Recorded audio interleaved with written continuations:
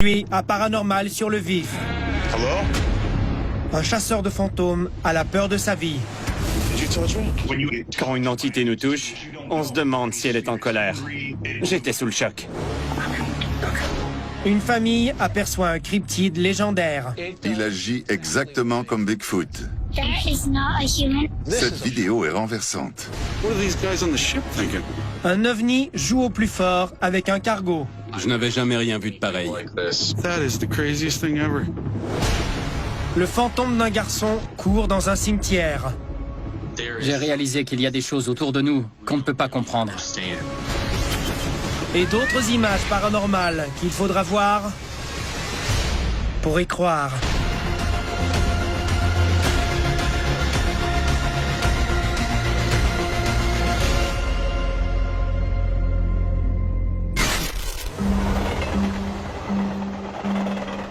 La gare de la rue Potter à Saginaw, au Michigan, a été construite en 1881. À l'époque, elle était l'une des plus importantes des États-Unis et d'innombrables passagers y ont transité pendant plus de 70 ans. Malheureusement, tous ces passagers n'étaient pas vivants. La gare est devenue la plaque tournante des soldats morts au combat au cours des 2 guerres mondiales.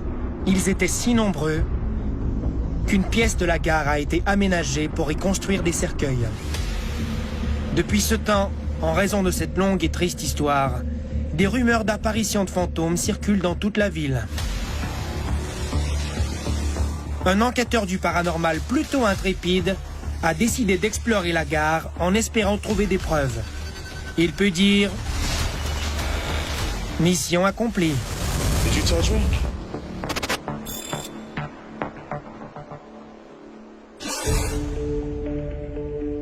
En 2011, à Saginaw, au Michigan, Steve Shippey et un ami caméraman vont à la gare de la rue Potter avec beaucoup d'équipements audiovisuels. Ils n'ont qu'un objectif, prouver que la gare est hantée. On voulait valider les allégations des propriétaires actuels de la gare et des policiers qui avaient tous vu des ombres passer et des apparitions dans les fenêtres. Notre objectif consistait à vérifier une fois pour toutes si c'était vrai. Pour augmenter leurs chances de filmer des preuves, le duo installe 12 caméras à vision nocturne dans la gare, d'une superficie d'un peu plus de 1000 mètres carrés. Ils font ensuite le tour des bâtiments, en espérant voir quelque chose d'intéressant. Would anybody like to communicate with me?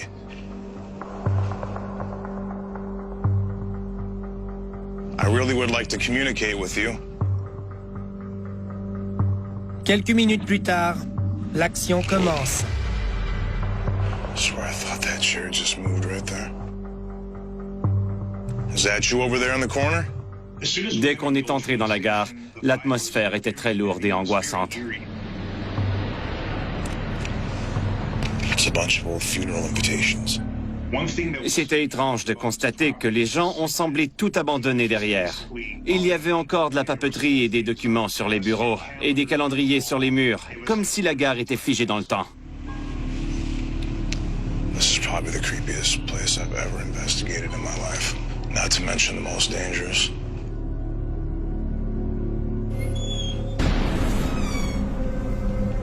Is that you that moved the lights? J'admirais le vieux foyer quand le luminaire suspendu a attiré mon attention parce qu'il s'est mis à vaciller tout seul. Il bougeait sans aucune raison. Ce qui se produit ensuite est encore plus terrifiant. Did you touch me? Did you just touch my shoulder? Are you sure? Are you positive? Something just tapped me right on the shoulder, dude. J'ai senti quelque chose toucher l'arrière de mon épaule et j'ai sursauté parce qu'en réalité, je savais très bien que ce n'était pas mon caméraman. Mais je tentais de trouver une explication logique.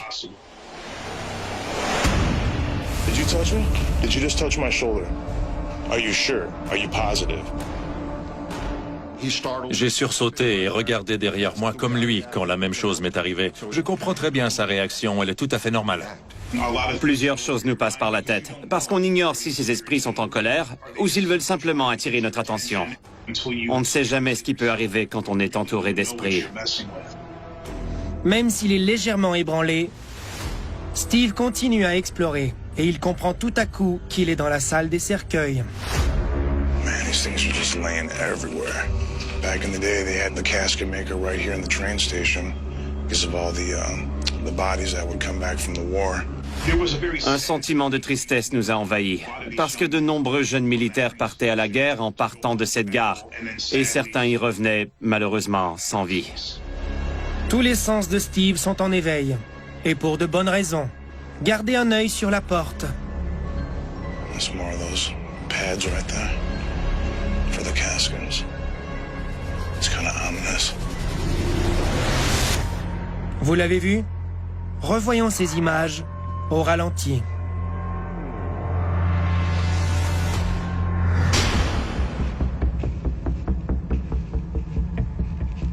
I'm positive something just moved right there.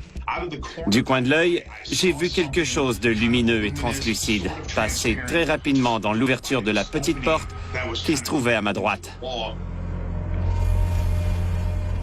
La silhouette est claire et ses contours sont bien définis, mais elle est translucide. J'en ai des frissons dans le dos. C'est troublant. Ce que nous voyons est à peu près de la bonne taille pour être une personne, et des apparitions ont déjà été vues à cet endroit. Ça correspond à ce qu'il devait s'attendre à voir dans cette vieille gare. Ça m'a saisi, et j'admets avoir eu très peur. Mes poils se sont dressés sur les bras, parce que j'ignorais ce que cette chose était et ce qu'elle voulait. Il y a des points chauds et des endroits où il est plus probable de croiser des esprits et d'établir le contact avec eux. Les gens arrivaient et partaient, et les corps de soldats morts ont abouti dans cette gare. Elle est forcément empreinte de toutes sortes d'énergie. La gare peut être hantée par les énergies des gens qui y ont perdu la vie, ou simplement par des énergies résiduelles des gens qui transitaient par là tous les jours. Effrayé au point de ne pas être à l'aise, Steve et son caméraman décident qu'il est temps de partir. Ils récupèrent les 12 caméras et regardent les images une fois rentrés à la maison. C'est alors qu'ils comprennent à quel point la gare est hantée.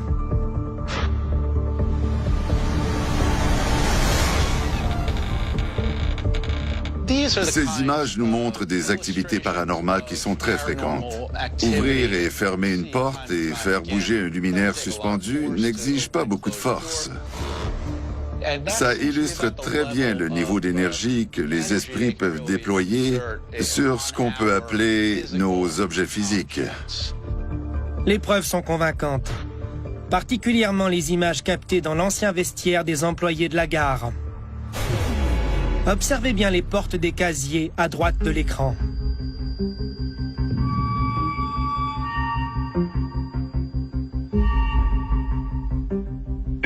Nous voyons d'abord deux orbes distincts qui entrent dans la pièce, qui frôlent les casiers et qui ouvrent deux portes. On voit les deux portes s'ouvrir. Je ne sais pas ce qui se passe là-bas, mais il y a de l'action. Souvent, on confond les orbes avec de la poussière, mais manifestement, ces orbes comportent une forme d'intelligence, parce qu'ils ont provoqué l'ouverture des deux portes. C'était bel et bien un phénomène paranormal. Ça peut être de l'énergie résiduelle d'employés de la gare commençant ou finissant leur quart de travail. Ça faisait possiblement partie de leur routine quotidienne. On était ravis de voir cette activité. On capte rarement des preuves de cette nature, et c'est absolument fantastique qu'on ait pu enregistrer ces deux orbes capables d'ouvrir des portes. Si je me base sur ces images, je crois qu'il y a plusieurs entités dans cette vieille gare, et elles ont décidé d'y rester pour toujours et à jamais.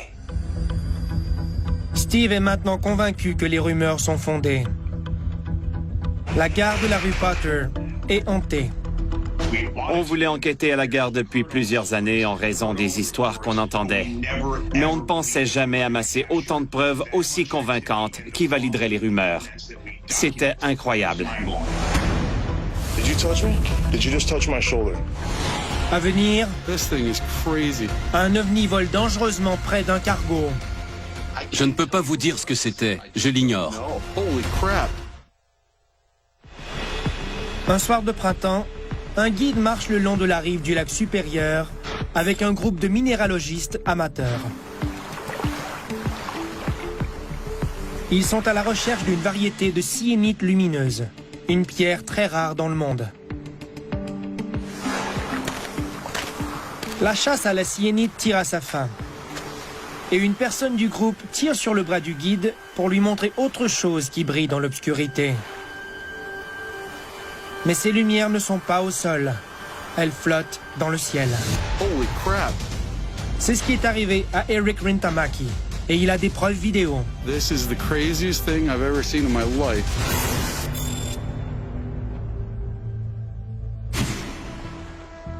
Le soir du 11 juin 2019, Eric Rintamaki guide un groupe de 3 minéralogistes amateurs.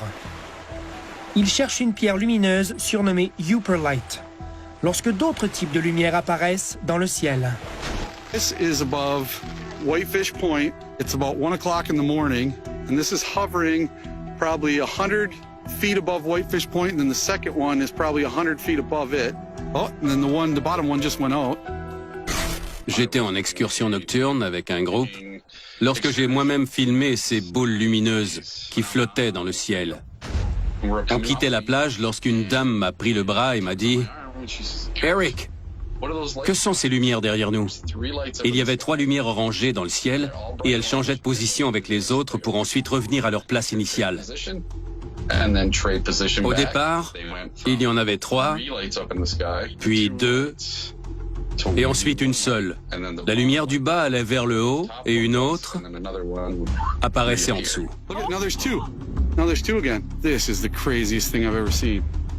Je vais sur cette plage depuis ma tendre enfance et je n'ai jamais rien vu de pareil de toute ma vie.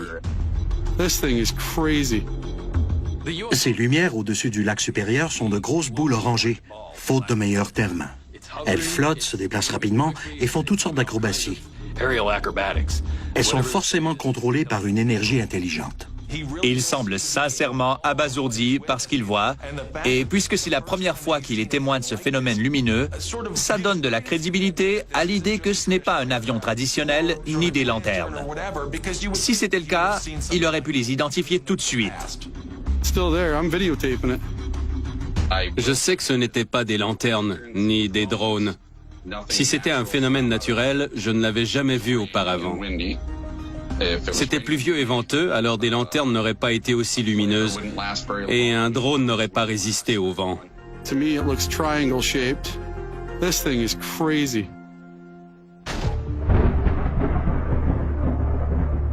Peu de temps après, les choses se corsent. Lorsqu'un énorme cargo apparaît à l'horizon. Man, what's it gonna do when that ship gets close? That ship's getting pretty darn close. Manifestement, le cargo va passer directement sous la lumière. What are these guys on the ship thinking? J'ai filmé toute la scène alors que le cargo se dirigeait tout droit sous la lumière qui flottait. On le voit avancer, la lumière reste là, juste au-dessus du cargo. That's got to be so bright on that ship. They've got to see that. Yeah, somebody's got to be able to see that on that ship. On dirait une juxtaposition du connu et de l'inconnu. Il y a un cargo sur l'eau et cette lumière mystérieuse juste au-dessus. That is the craziest thing ever. Lorsque des objets qui nous sont familiers sont si près de quelque chose d'inexplicable et d'inhabituel, ça rend le phénomène inexplicable et inhabituel encore plus réel. How strange is that? Eric communique avec la compagnie maritime, mais la réponse du responsable ne fait qu'épaissir le mystère. Ils ont dit n'avoir rien à signaler. C'est tout ce que j'ai reçu comme message par courriel. Eric est stupéfait. Mais ces lumières ne sont peut-être pas aussi inhabituelles qu'il le pense. Il n'est pas rare de voir ce type d'ovni voler au-dessus des grands lacs. Il y a eu de nombreux signalements de phénomènes aériens semblables à celui-ci, et ils demeurent inexplicables. Un homme a récemment affirmé qu'il avait vu un ovni entrer dans les eaux du lac supérieur. Il existe plusieurs théories sur la possibilité que des extraterrestres aient une base secrète sous le lac supérieur.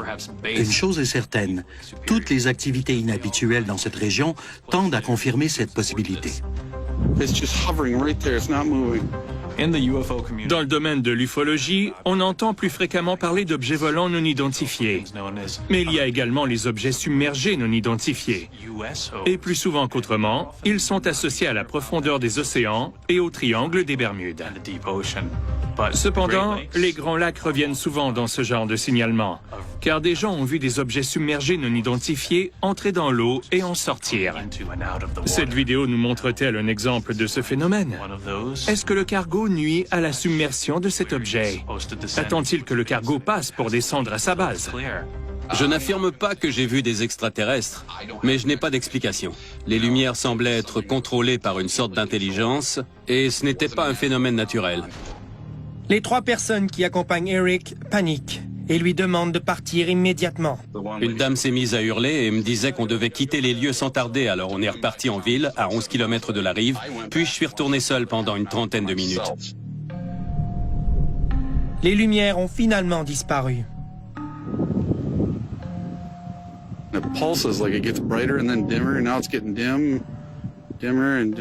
La lumière ne montait pas et ne descendait pas non plus. À un certain moment, elle a cessé de faiblir et s'est carrément éteinte devant mes yeux. C'était terminé. Eric ne sait toujours pas ce qu'il a vu ce soir-là dans le ciel, mais il sait qu'il a été témoin d'un phénomène très spécial. Je crois en ce que je vois. J'ai vu ces lumières, alors j'y crois. Mais je ne peux pas vous dire ce qu'elles étaient parce que je l'ignore totalement. Cependant, je sais que ces 2 heures ont été les plus folles de ma vie. This is the craziest thing I've ever seen. À venir, un spécialiste du paranormal rapporte son travail chez lui. Les enquêteurs du paranormal passent de nombreuses heures dans des endroits abandonnés, des maisons hantées et des cimetières macabres, en espérant voir une entité venue d'un autre monde et peut-être même communiquer avec elle. Mais quand ils terminent une enquête, lorsqu'ils retournent dans la quiétude de leur foyer, chaque précaution est prise pour laisser derrière eux les fantômes, les spectres et toute autre entité. Malheureusement, pour un chasseur de fantômes du Royaume-Uni, fermer sa porte n'a pas suffi à garder une entité à l'extérieur de chez lui. Et elle a ensuite semé le chaos dans sa propre maison.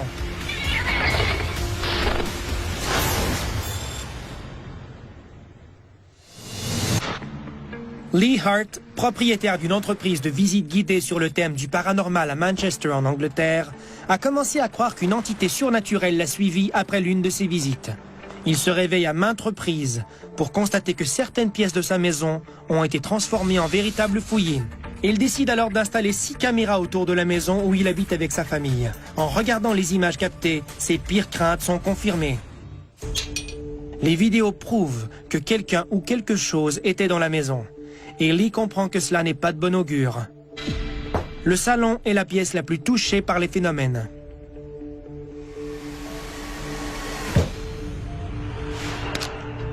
La cuisine vient en 2e place. Mais le plus troublant, c'est que cette chose qui erre dans la maison familiale a osé entrer dans son sanctuaire. Sa chambre.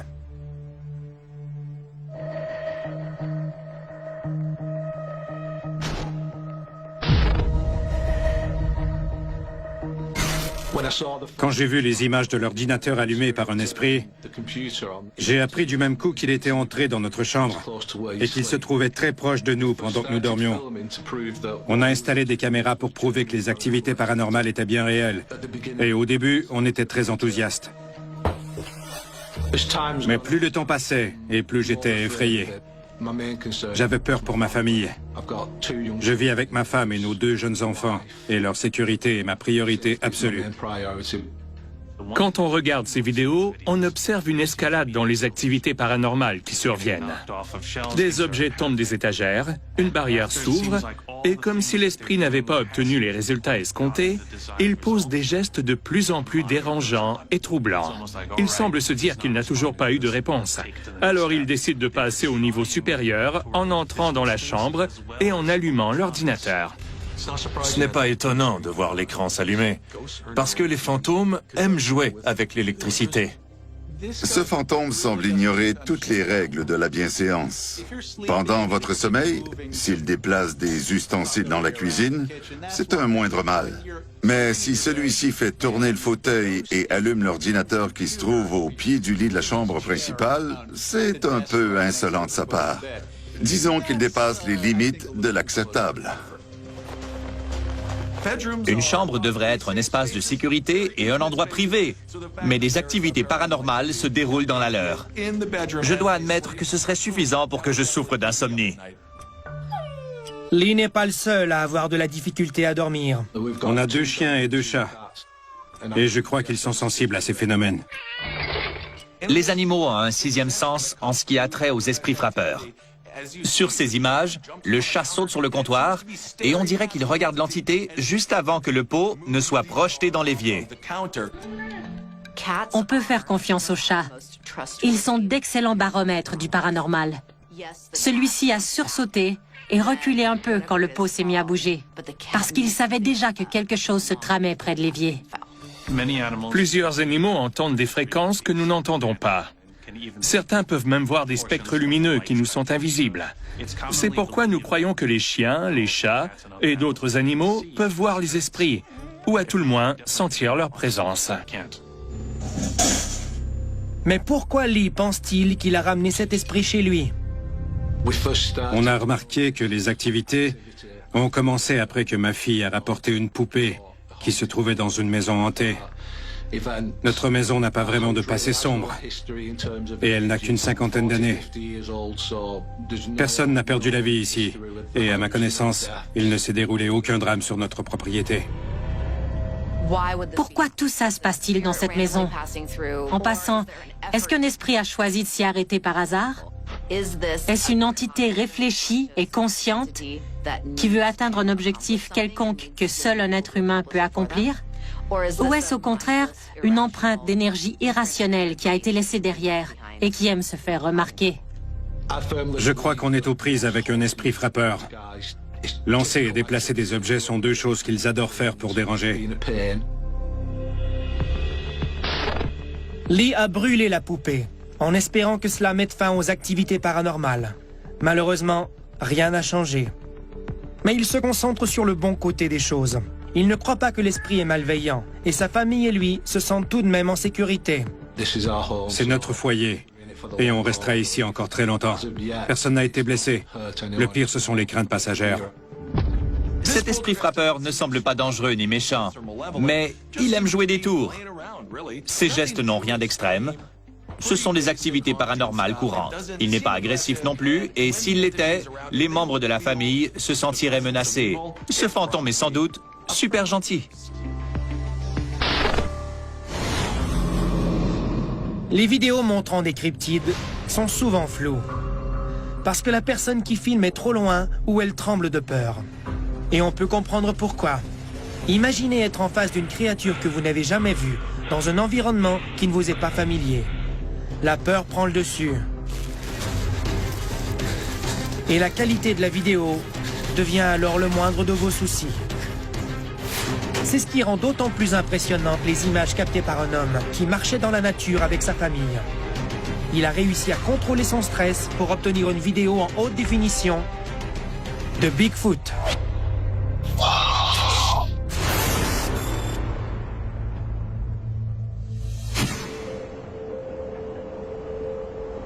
En plein cœur de la nature canadienne, à Calgary en Alberta, une famille passe la journée à l'extérieur pour marcher et admirer les paysages hivernaux.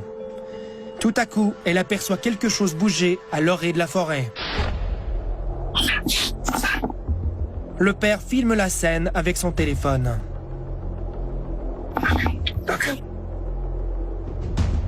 Tous les membres de la famille comprennent rapidement que ce n'est pas une créature ordinaire. That is not a human. On voit une créature couverte de poils bruns rougeâtres. C'est difficile de déterminer sa taille exacte, mais elle semble trapue et costaude.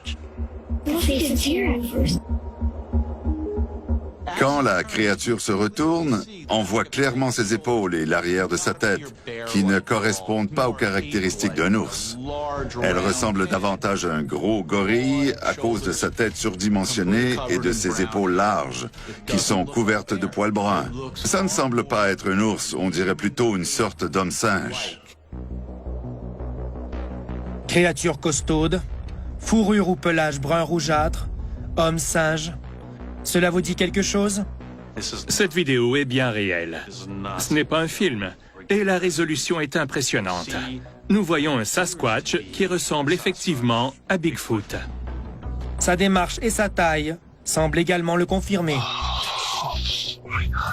Bigfoot mesure entre 1,80 m et 2,75 m. Il est bipède et il marche bien droit en balançant ses bras de manière agressive. Sur une vidéo, la meilleure façon d'identifier Bigfoot est sa démarche très particulière. Et je dois admettre que ces images sont très convaincantes. Je crois que c'est Bigfoot.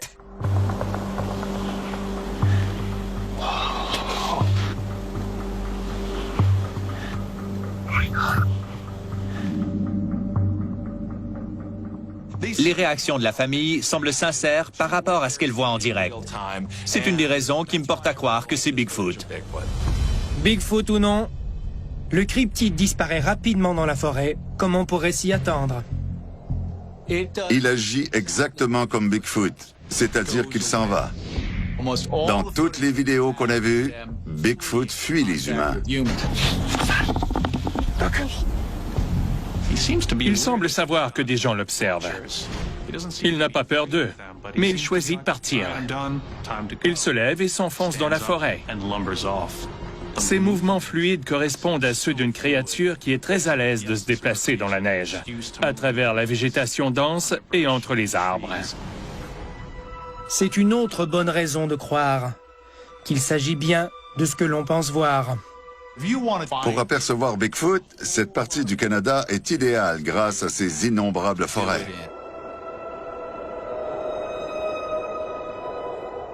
Calgary est un véritable paradis pour Bigfoot. D'ailleurs, il est souvent aperçu dans le lieu historique national de Nordegg. C'est une province du Canada où Bigfoot et d'autres Sasquatch sont souvent vus, en raison des grands terrains vastes, naturels et inhabités, qui leur offrent une liberté totale d'exister et de se cacher sans être ennuyés par l'homme.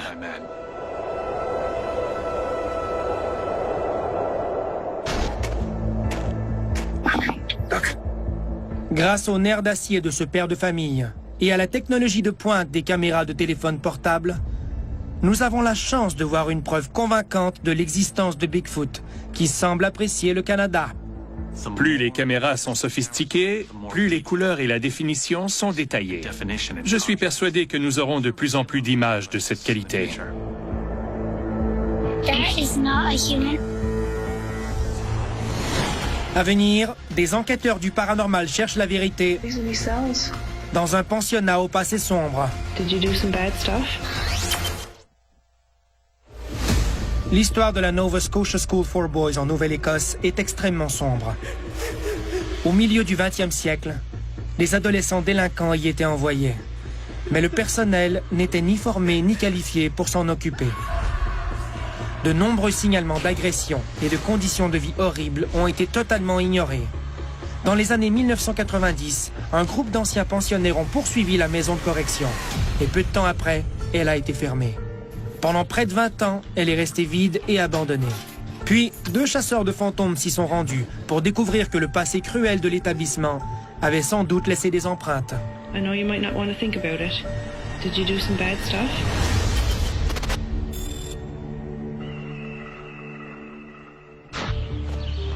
These would be doors you would not want to be coming through, eh? Le 21 décembre 2018, 2 enquêteurs du paranormal, Cindy Leblanc et Jeremy Vingo, se rendent à la maison de correction abandonnée à Shelburne, en Nouvelle-Écosse. What's in there?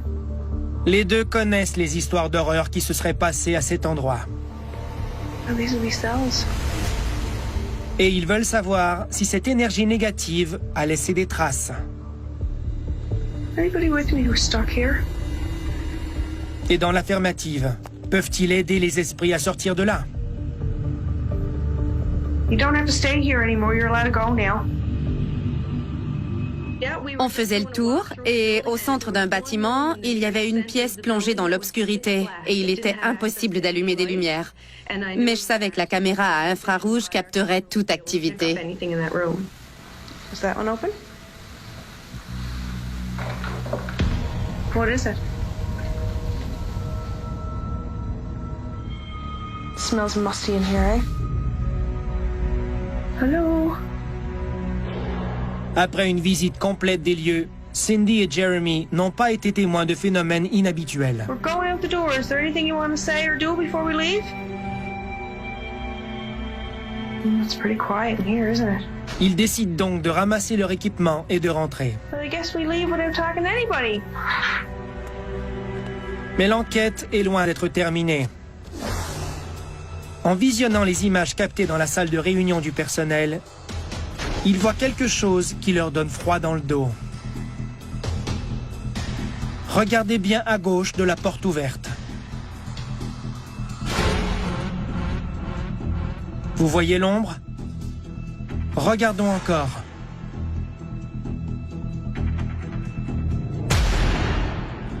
Quand j'ai vu ces images, c'était comme si je recevais un coup de poing dans le ventre. Cette ombre était très près de moi. Oh mon Dieu! J'ai regardé cet extrait des dizaines de fois pour essayer de comprendre. Quand j'ai réalisé que ce n'était ni moi ni Jeremy, ça m'a bouleversée. Cette énergie semble repentante, déprimée et honteuse. Les ombres sont souvent décrites comme une accumulation d'énergies diverses, mais principalement négatives. Et dans ce contexte particulier, je crois que tout ça est très logique. Puisque l'ombre est apparue dans la salle du personnel, Cindy se demande s'il s'agit de l'esprit d'un ancien employé du pensionnat qui serait aujourd'hui décédé. Dans un endroit comme celui-là, une maison de correction pour garçons où des agressions ont été commises, il y a probablement beaucoup de regrets et de culpabilité. Alors il est bien possible que cet esprit soit resté là parce qu'il refuse d'aller de l'avant. Même s'ils sont un peu craintifs, Cindy et Jeremy tiennent à aider cet esprit à quitter la salle du personnel. Okay. 10 jours plus tard, ils retournent à la maison de correction. Come on, we'll take a little walk around. Avec un détecteur de champs électromagnétiques. Are you stuck here? Light it up if the answer is yes. Is someone making you stay here? Autrement appelé CEM. No? Cet appareil fait souvent partie de l'arsenal des chasseurs de fantômes et des enquêteurs du paranormal. Il est très utile pour détecter et mesurer les champs électromagnétiques. En fait, il connaît beaucoup de succès dans les endroits où se déroulent des activités paranormales de toutes sortes. Il sert principalement de moyen de communication. On demande aux esprits de l'allumer pour répondre à nos questions, une fois pour oui, 2 fois pour non, ou tout simplement pour nous indiquer qu'ils comprennent ce qu'on leur dit. Light up the lights if you're older than 13. Okay. Were you a grown-up? Light up the lights if... Okay, you're a grown-up.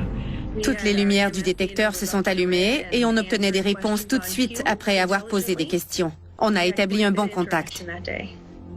Did you work here? Light it up for yes. Okay. C'est très intéressant de voir que les lumières s'allument en guise de réponse aux questions de l'enquêteuse. D'autant plus qu'elle a filmé une ombre auparavant.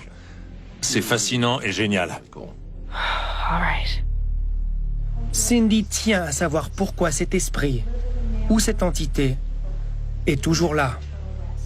I know you might not want to think about it. Did you do some bad stuff?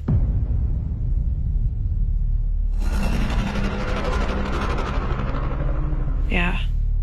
And that makes you scared to move on? Il disait se sentir coupable.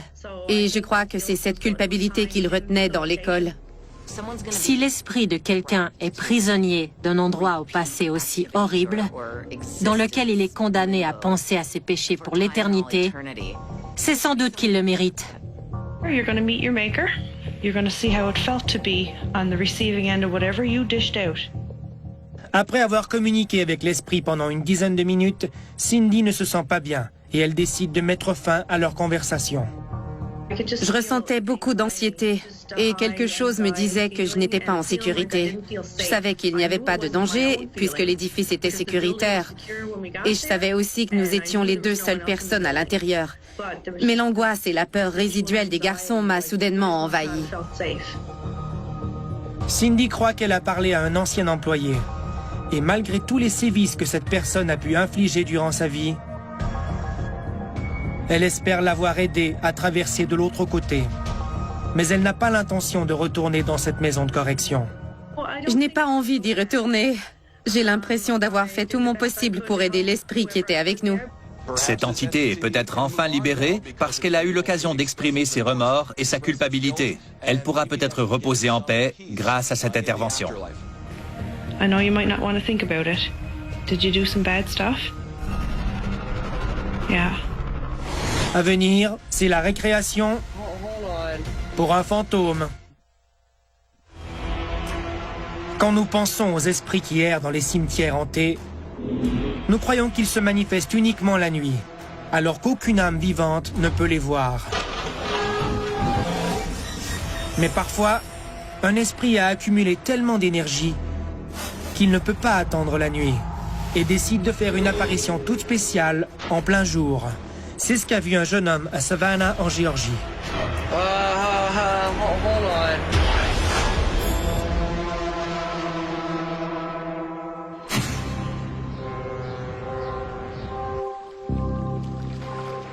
À la veille du jour de l'an, en 2008, pendant les vacances scolaires des fêtes, Jesse Greathouse visite de la famille à Savannah, en Géorgie. Vivant à Akron, dans l'État de l'Ohio, Jesse a bien hâte de visiter les lieux historiques de Savannah. Et tout particulièrement le cimetière du parc colonial, le plus ancien de la ville. Et paraît-il, le plus hanté. Plutôt sceptique à cette époque, le jeune homme de 17 ans sort sa caméra vidéo pour filmer le cimetière. Quand tout à coup, il capte ceci. Est-ce un fantôme? C'était clairement un enfant. Puisqu'il était illuminé et presque fluorescent, il a attiré mon attention. Il ne cessait de courir et je ne pouvais pas arrêter de le regarder.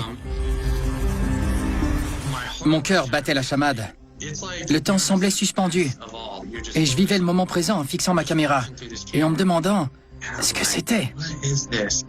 À un certain moment, je croyais qu'il avait disparu subitement. Mais tout à coup, je l'ai vu sauter près d'un arbre. On voit très bien son aura et la manière dont il contourne l'arbre et tente de grimper sur le tronc. Puis il saute. Et il disparaît.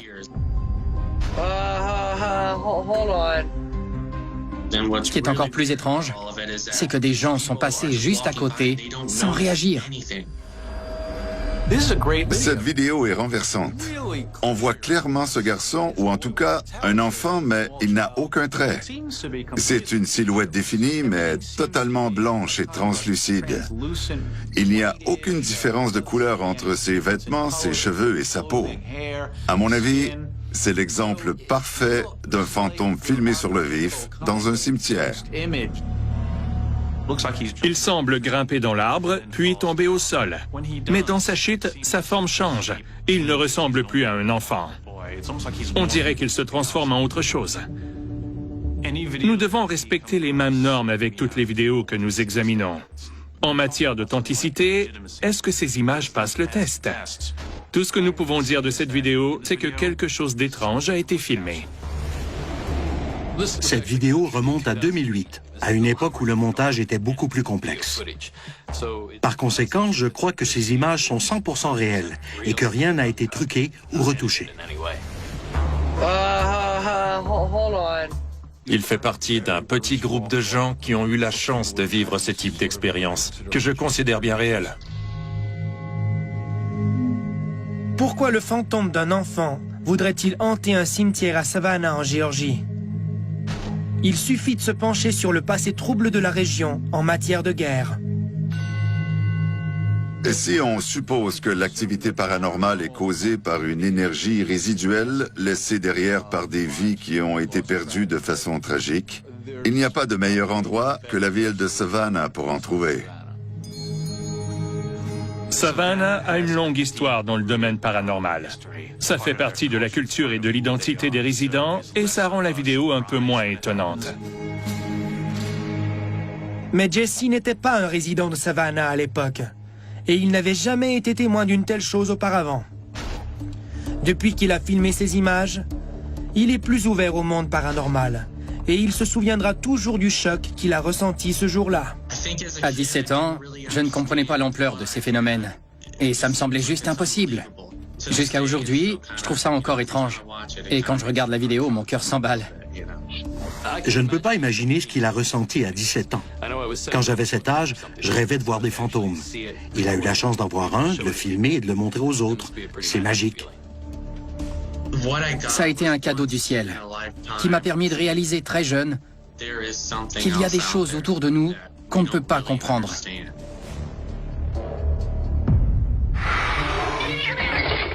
Que faire si vous êtes témoin de phénomènes paranormaux?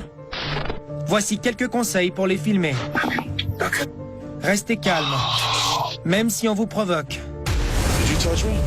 Faites confiance à vos yeux. Ce que vous voyez est bien réel. This is the craziest thing I've ever seen. Posez les bonnes questions. Did you do some bad stuff? Et si vous avez la chance inouïe d'observer des esprits, des ovnis ou des cryptides, efforcez-vous d'en capter des images de qualité afin d'immortaliser le paranormal sur le vif.